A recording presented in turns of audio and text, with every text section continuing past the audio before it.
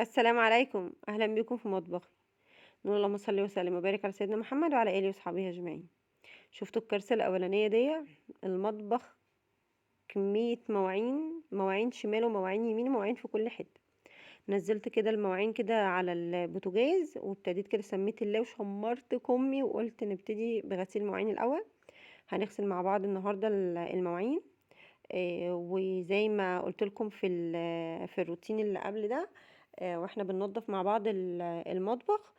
كل يوم هناخد حاجة، فالنهاردة هاخد المطبقية اللي على الحوض، هنزل منها الاطباق وهنزل منها كل الكوبايات اللي موجودة، وهغسلها واغسل الجزء بتاع الحيطة اللي وراها دي. وبعدين هرصها تاني يعني. فكده هنبقى كل يوم جزء في المطبخ، فهنخلي المطبخ بقى ايه على طول نظيف. يعني جزء جزء كده مع بعض. بحيث الدنيا تبقى دايما على طول نظيفة، وعشان خاطر انا قلت لكم ان انا مش عايزة انظف المطبخ في العيد. عايزة دايما يبقى المطبخ نظيف عشان لما يجي علينا ان شاء الله العيد كده باذن الله. كل سنة وانتم طيبين، خلاص قرب. فاضل تقريبا شهر على العيد. مش عارفة ازاي طبعا الأيام جريت بينا. رمضان كنا لسه بنجهز تجهيزات رمضان والله. فالدنيا تبقى معانا نظيفة، وعلشان خاطر من الطاقة كلها، مش كل عيد بقى نضيع الطاقة بتاعتنا في المطبخ والمواعين ومش عارفة الحيطان والكلام ده كله. وهنعمل مع بعض حاجة حلوة. انا كنت نزلت الريلز بتاعها كده امبارح. هي اصلا مع الفيديو ده. قلت بقى ايه نقعد نرغي كده شوية مع بعض.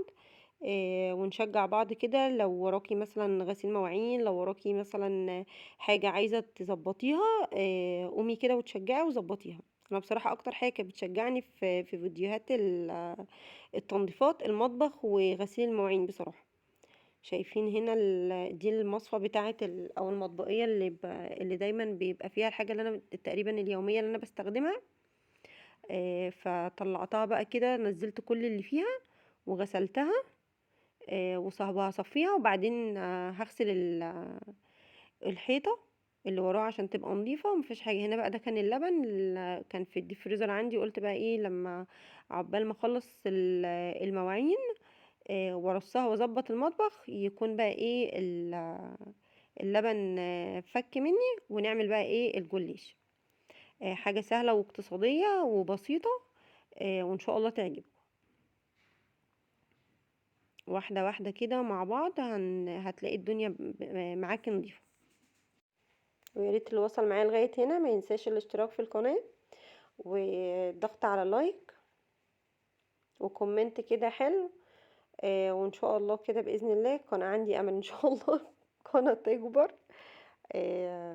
بص هنا بقى جالي تليفون، وما كنت والله كنت شغالة بإيد واحدة وما كنتش عارفة اقفل.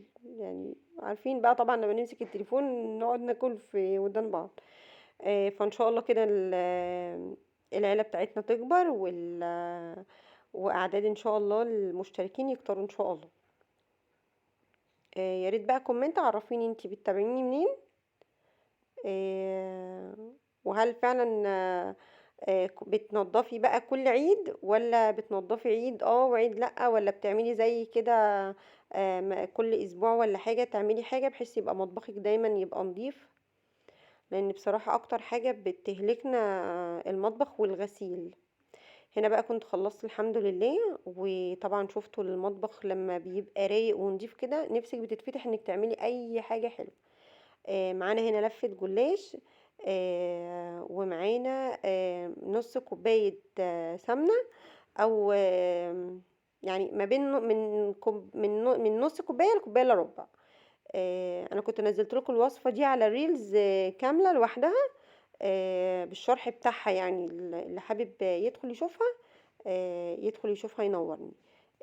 واهم تريك برضو قلتها في الفيديو ان انت لازم تفرطي كويس قوي لفه الجلاش، وما بين كل مره بتملي بيها الصينيه لازم تحطي السمنه بتاعتك عشان خاطر تطلع معاكي مورقه كده وكريسبي وحلوه.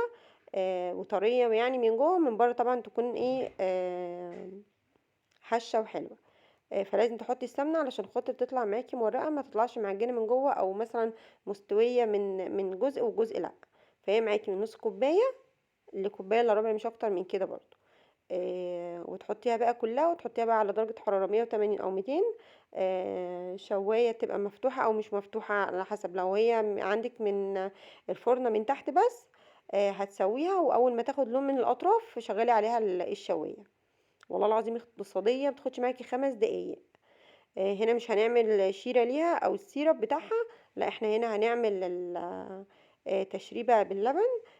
من كوباية ونص لكوبايتين لبن، والسكر حسب الرغبة، معاكي من 3 معالق، وزودي بقى 4 5 زي ما تحبي. ومعاكي كريم كراميل او بديل الكريم كراميل، مع معلقتين ونص من الكاستر. دوبيهم مع بعض مع باكت فانيليا. وسيبيهم بقى وشغلي عليهم النار. اول ما يغلوا معاكي، اول ما يغلوا، احنا مش عايزين حاجه تبقى عامله شبه المهلبيه كده تكون تقيله، لا، هو بيبقى خفيف. واول ما يغلي، اول ما يغلي ويفور معاكي اللبن كده، تروحي نازله بيها على الكنافه، سوري، على الجلاش بتاعك. وتسيبيها بيبرد، بتمسك بقى كده في الجلاش، لان هي طبعا زي نشا آه، الكاستر ده، او اسمها ايه، او الكريم كراميل ده، بيبقى زي بيربط يعني، فبيبقى تقيل، فبتحطيها فبتربط معاكي. 10 دقايق بتبرد وبتقدميها، بتبقى تحفة. خفيفة، سهلة، بسيطة، اقتصادية لأبعد الحدود. ما فيهاش اي افتكاسات. حلوة جدا، اعمليها. هتفرحي انتي والولاد. وحاجات اضمن وانضف من البيت، سواء بقى تستخدمي سمنة بلدي او اي سمنة، اي نوع سمنة تاني. والله تحفة، ولونها رهيب، وطعمها احلى بكتير.